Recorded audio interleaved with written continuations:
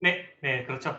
네, 정의가 어쨌든 네, 동양에서는 어떤 올바르고 마땅하고 정말 약한 자를 도와주고 나쁜 놈을 처치하고 이런 내용인데 서양에서는 좀 다릅니다.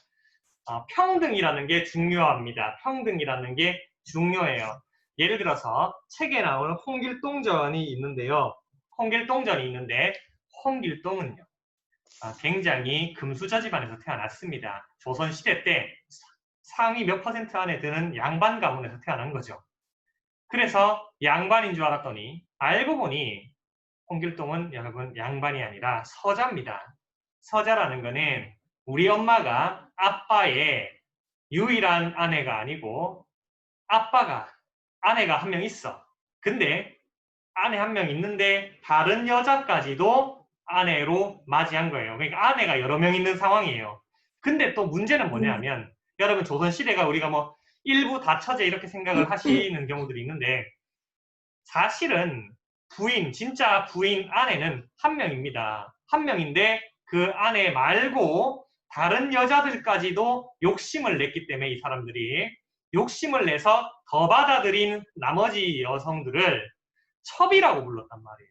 그래서 첩이 되는 거죠. 홍길동의 엄마도 그 첫 번째 부인이 아닌 나머지 두 번째, 세 번째, 네 번째 같은 첩이었단 말이에요. 그래서 홍길동은 정식적으로 공식 등록된 부인이 아닌 다른 여성에게서 태어났기 때문에 아빠는 양반이지만 엄마는 양반이 아니고 그래서 홍길동은 약간 좀 계급이 낮아져 버려요. 양반보다 한 단계가 낮아요. 그래서 같은 등급이 아니기 때문에 아빠랑도 같이 밥을 먹을 수 없고요. 그 형이랑도 함께 뭐 놀 수가 없는 클래스입니다. 얼마나 억울합니까? 여러분 생각해 보세요. 여러분이 지금 태어났어요. 태어났는데 이상하게 태어나자마자 여러분이 첩의 자식이라는 거죠. 엄마가 하는 겁니다. 민기야, 알고 보니까 사실은 엄마는 아빠의 아내가 정확한 아내가 아니고 엄마는 아빠의 첩이야. 그래서 민기야, 너는 아빠 아들이 아니고 너는 서자라는 거야. 그렇게 되는 겁니다. 그러면 저는 아버지인데 아버지라고 부르지 못해요. 어떻게 부르는지 아세요? 대감님이라고 불러야 돼요. 영감님, 대감님 이렇게 불러야 됩니다. 아빠가 없는 거죠. 음, 세상에. 그런 상황에서 홍길동이 굉장히 화가 났기 때문에 불공평하다 이거예요. 아예 뭐 가진 게 없고 못 먹고 있고 이런 건 아니지만 불공평한 사회에 대해서 불만이 생긴 거죠. 그래서 결국에는 새로운 나라를 세워서 왕이 됩니다. 물론 이건 지금 저작권을 찾다 보니 저작권이 괜찮은 거를 보다 보니까 이렇게 조선 임금이 나왔는데요. 조선 말고 다른 섬에 가서 큰 섬에서 나라를 세우고 평등하게 차별 없이 그렇게 사는 나라를 만들었다고 해요. 결국에는 평등한 거, 서양에서 말하는 정의라는 거는 평등한 게 중요합니다. 공정한 게 중요하고요. 이거 한번 볼게요. 제도를 만들었다고 합시다. 어떤 제도, 규칙, 법을 만든 거죠. 그런데 제도를 만들 때 첫 번째는 공정하게 만들어야 돼요. 만들 때 처음부터 처음 만들 때 똑바로 만들어 놔야지 첫 번째고 두 번째는 잘 만들어 놨다 해도 그거를 잘못 쓰게 되면은 개판이 되는 거죠. 그래서 그렇게 되지 않도록 운영할 때, 쓸 때 잘 쓰는 겁니다. 예를 들어서 동계올림픽 심판의 어떤 안타까운 모습을 한번 보여드릴게요. 여러분, 요런 분이 두 분이 계신데 위에 계시는 분은 아델리나 소토리코바라는 러시아 피겨 스케이트 선수고요. 밑에 있는 분은 김연아 선수. 우리나라 대한민국의 국가대표 올림픽, 동계올림픽 피겨 스케이터였죠. 이 두 분이 계시는데 사실 김연아 선수의 기량이 굉장히 출중해서 그 전에도 올림픽에서 금메달도 땄었고 막 그렇게 거의 뭐 전 세계 1등이었어요. 그런데 이 러시아 소치라는 러시아 안에 있는 지역에서 올림픽을 한단 말이죠. 누구도 예상치 못한 일이 일어났습니다. 아무도 기대하지 않았던 아델리나 소트니코바가 1등을 하게 된 거고 김연아가 2등이 됩니다.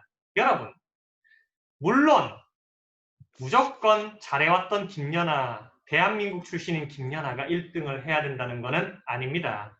하지만 아델리나 소트니코바의 영상을 보시면 여러분들 아니 이게 이 점수라고? 실화냐? 라는 생각을 하실 수밖에 없어요. 실수가 여러 번 나왔고요. 기술의 완성도도 낮았다 합니다. 이건 제 생각이 아니고 해외의 전 피겨스케이터 출신 사람들, 해설위원들의 해설 장면에서 다 드러나더라고요. 그만큼 소트니코바와 김연아의 대결에서 소트니코바에게 올바르지 못하게 부당하게 많은 점수를 주었단 말입니다. 그리고 김연아는 부당하게 점수가 좀 더 낮았죠. 그래서 이러한 말도 안 되는 있어서는 안 된다고까지 그런 해설자들이 얘기하는 결과가 나왔습니다. 여기서 이 피겨스케이팅의 점수를 평가하는 제도 자체는 공정하게 만들어졌죠. 그런데 그 심판들이 평가를 할 때 자기 나라 그리고 자기가 좀 이렇게 관련이 깊은 러시아의 선수에게 더 많은 점수를 주었다는 것 자체가 평가 기준이 올바르게 있지만 평가할 때 불공평하게 했다, 공정하지 못하게 했다라는 겁니다. 이런 것들이 문제가 되는 거죠. 이렇게 되면 사람들은 분노하게 되고 억울하다는 생각을 갖게 되게 마련입니다. 이때 당시 실제로 김연아 선수에게 금메달을 줘야 한다 하면서 연맹에다가 항의를 했던 분들도 많았다고 합니다. 하지만 정식 항의는 그거는 말고 이제 국민들이 그런 얘기를 했었다는 거죠. 네, 다음 또 이런 사건이 근데 과거에도 있었습니다. 동계올림픽 때 이상하게 그런 일들이 종종 있었는데요. 자, 바로 이 장면이 되겠습니다. 이 장면은 우리나라 쇼트트랙 김동성 선수라는 분이죠. 파란색 옷을 입고 노란색 모자를 쓴 사람이 우리나라 국가대표입니다. 허벅지에 코리아라고 적혀 있고요. 그 뒤에 손을 들고 있는 사람은 USA, 미국 선수인데요. 이분은 얼굴이 약간 우리 쪽 같은데 사실 일본계 미국인입니다. 부모님이 일본 출신이나 그런 쪽이라서 약간 일본 스타일이 나는 그런 거죠. 미국은 어떤 다양한 민족들이 모여 살고 있죠. 어쨌든 이렇게 우리나라와 미국 그리고 다른 나라 선수들이 경기를 할 때 1, 2등으로 가고 있었던 한국과 미국입니다. 그런데 한국 선수가 반칙을 하거나 이런 어떤 모양이 잡히지 않았을 때 저기 뒤에 미국에서 따라오던 오노라는 선수인데 오노 선수가 손을 저렇게 번쩍 듭니다.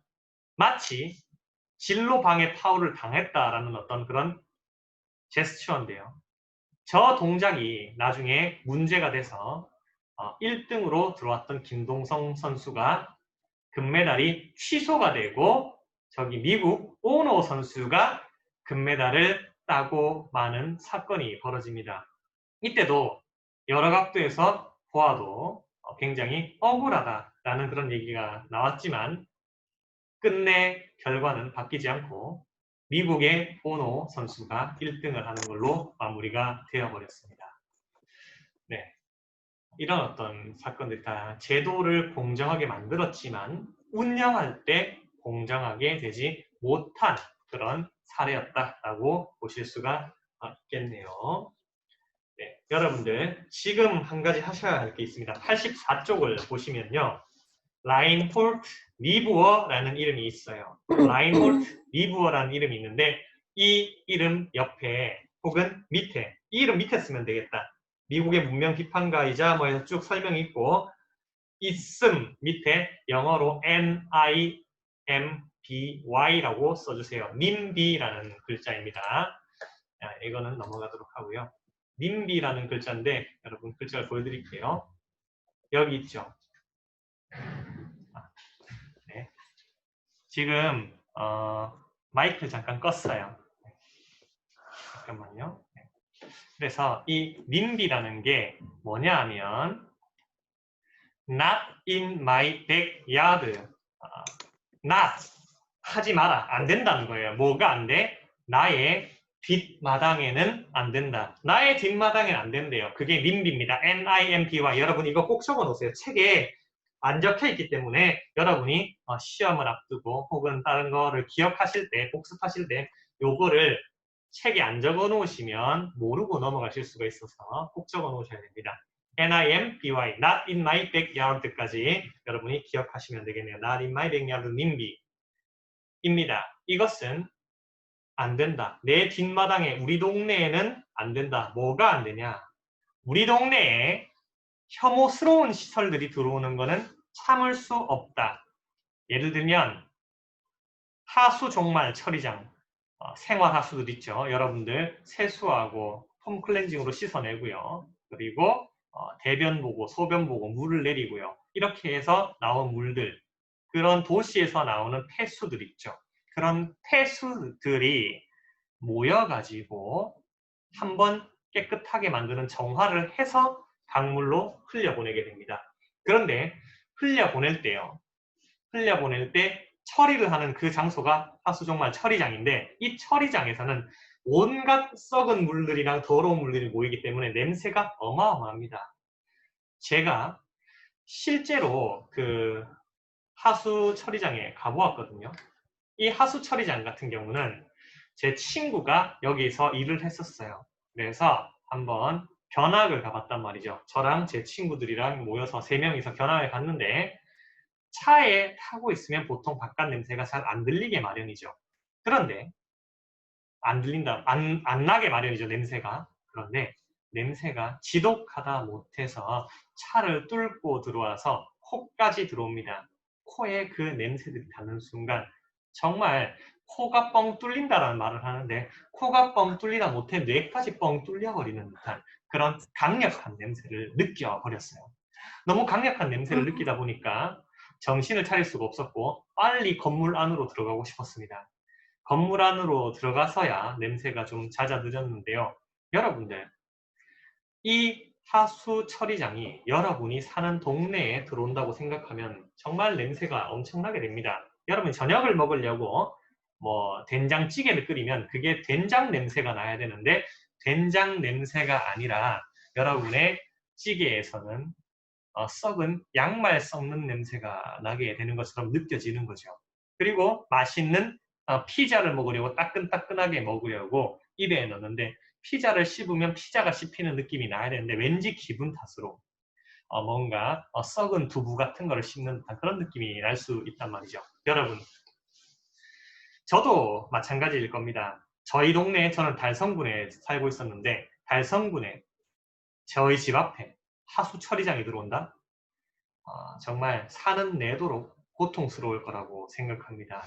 네, 그런데요, 이런 어떤 것이 우리 동네에 들어오게 하지 말아달라고 시위하고 그거에 대해서 주장하는 그 말이 not in my backyard 해서 님비라고 합니다. 님비 다 적어 놓으셨죠? 네, 님비 반대되는 것도 하나 말씀을 드릴게요. 님비 반대되는 거는 핀피라고 합니다. P-I-M-F-Y P-I-M-F-Y Please in my front yard. 네. 제발 우리 앞마당에 들어와 주세요 라는 뜻입니다. 어떤 것들이 있느냐, 우리말에 들어오면 좋은 거, 지하철역이 없었다면 지하철역이 생기면 좋겠죠. 그 다음에 생활하기 편한 백화점이라든지 혹은 홈플러스 이마트 같은 그런 거대한 매장들이 들어오면 생활하기가 되게 편하죠. 장보기도 좋고요. 그래서 또 그런 시설들은, 좋은 시설들은 들어와 달라고 얘기하는 건 핀피입니다. 님비와 핀피에 대해서 여러분이 기억해 주세요. NIMBY 님비, PIMFY 핀피까지 여러분이 기억해 주시면 되겠습니다. 대표적인 예로 사드 매치가 있는데요. 지금 대구 옆에 서쪽에는 성주군이라는 곳이 있습니다. 이 지도를 한번 보실게요. 지도를 보시게 되면 대구에 성주에서 대구로 향하는 길을 표시해 놓았습니다. 이 길 자체의 거리가 굉장히 가깝거든요. 그래서 금방 갈 수 있어요. 1시간 안에 갈 수 있는 거리입니다. 차로 1시간 안에 갈 수 있는 거리고요. 이 성주에 사드라는 미군의 군사 시설이 설치가 된 거예요. 그게 뭐냐? 북한이나 공중에서 누군가가 미사일을 쏘잖아요. 그러면 미사일이 궤도를 타고 이렇게 날아오겠죠. 근데 땅에 떨어지기 전에 높은 하늘에 있을 때 이 사드라는 기계에서 미사일을 쏴요. 그래서 공중에서 미사일끼리 터져서 땅에는 피해가 거의 없도록 하는 그런 기술인데요. 이게 우리나라에 어딘가에 있다면 북한이 핵무기를 쏘거나 여러 가지 미사일로 공격할 때 방어하는 데 도움이 돼서 꼭 필요하다고 생각할 수 있겠죠.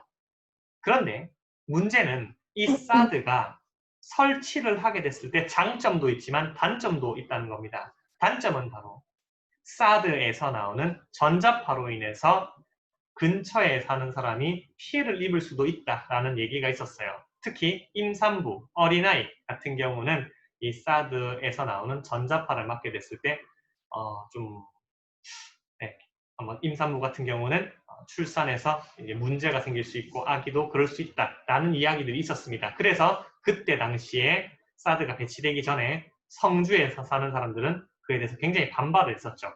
우리나라 어딘가에 있어도 되는 건데 왜 굳이 우리 동네에 들어와야 되느냐.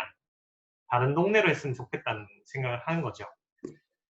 그럴 수 있습니다. 왜냐하면 사드가 마침 여러분 지금 내가 지금 송년여 중인데 여러분 지금 송년여 중에 같이 있잖아요. 우리 송년여 중 뒤에 있는 주택들이 없어지고 거기 사드가 들어온다? 저는 굉장히 내키지 않을 것 같아요. 그 사람들의 마음도 그런 거겠죠. 그게 바로 님비 현상의 예가 될 수 있겠습니다. 우리 고장에서도 그런 일이 일어날 수가 있는 겁니다. 여러분들, 네, 이제 집단 이기주의 님비에 대해서 얘기를 했는데, 님비 방금 물결 쳤죠? 물결이 치잖아요. 이게 무슨 의미냐? 여러분들, 굉장히 중요하다는 의미입니다. 님비. 잘 기억해 주시면 좋겠습니다. 네, 다음으로 넘어가서, 이제 그러면 아까 지금까지 말했던 게 정의라는 부분이죠. 어떤 것이 올바른가? 올바르게 나누어주고 올바르게 규칙을 정하는 게 정의라 그랬죠. 핵심은 공평하게 나눠주는 겁니다. 분배를 똑같이 하는 게 좋은가? 아니면 비율로 하는 게 좋은가? 생각이 다르겠지만 사람마다. 어쨌든 모든 사람들이 불만이 없을 수 있게 공정한 방식으로 나누어 주는 것이 정의로운 거죠. 예를 들어서 우리가 회사에서 일을 한다고 할 때 어떤 사람은 월급을 100만 원을 받고 어떤 사람은 200만 원을 받고 또 어떤 사람은 300만 원을 받는다 그러면 100만 원 받는 사람 입장에선 불만이겠죠. 왜? 200만 원 받는 사람, 300만 원 받는 사람도 있는데 나는 100만 원밖에 못 받잖아. 만약에 똑같은 시간 동안 일을 하고요.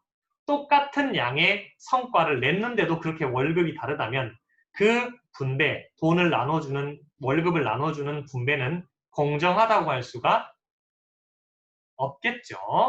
그래서 그런 문제들이 정의와 관련된 겁니다. 네, 정의라는 게 이런 나눠주는 문제고요.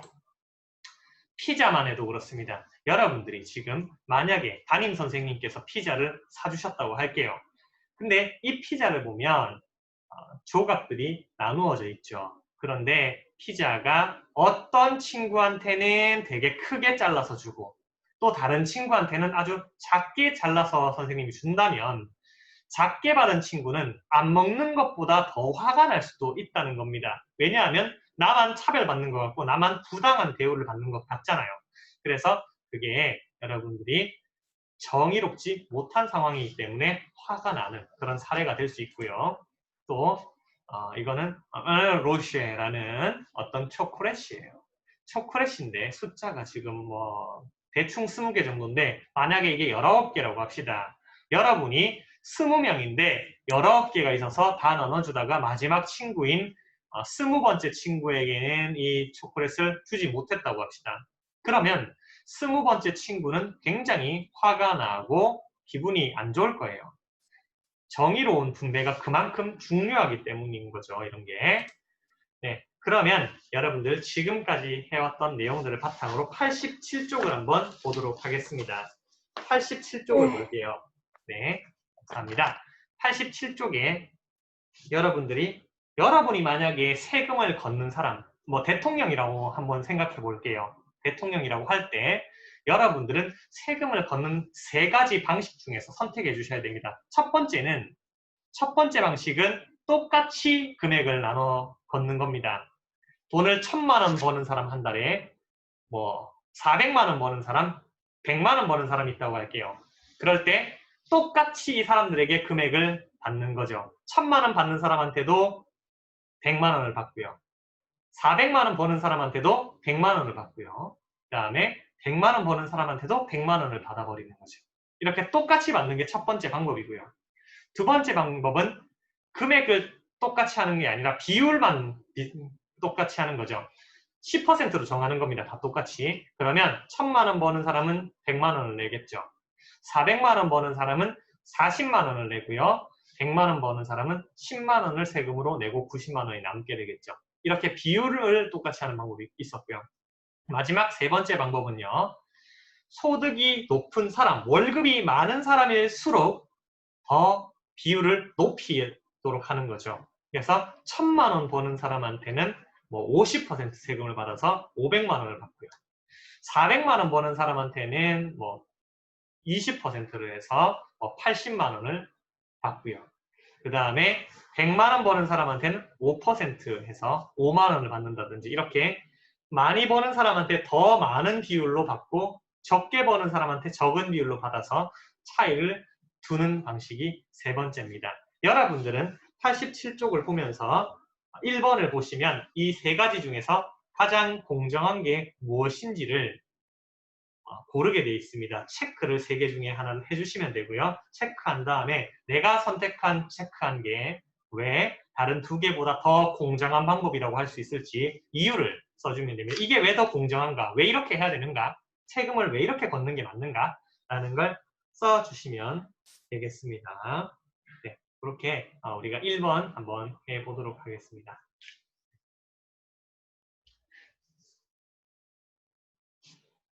각자 생각이 다른 경우가 많을 거예요. 저 다른 반에서 해보니까 어떤 친구는 이렇게까지 얘기를 했어요. 똑같은 금액을 걷는 게 맞다. 왜냐하면 똑같은 금액을 걷는 게 맞는 이유는 돈을 많이 번 사람한테 비율을 높게 만약에 해버리게 된다면 높은 비율을 내는 사람은 열심히 일을 해서 돈을 많이 벌었는데 그만큼 많이 뺏기니까 열심히 할 생각이 안 든다라고 한 거죠.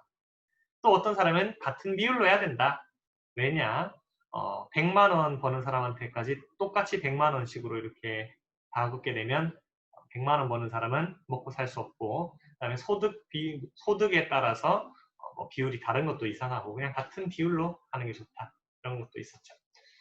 여러 가지 의견들이 있을 겁니다. 자기 생각을 그냥 써주시면 됩니다.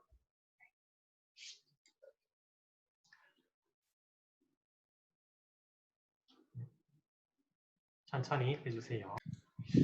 네, 여러분 그러면 오늘 여러분들 수고 많으셨고요. 여기서 오늘 내용 수업 마치도록 하겠습니다. 수고하셨습니다. 방송 이제 나가셔도 됩니다. 안녕히 계세요. 안녕히 가세요. 안녕히 계세요. 안녕히 계세요. 네, 안녕히 가세요.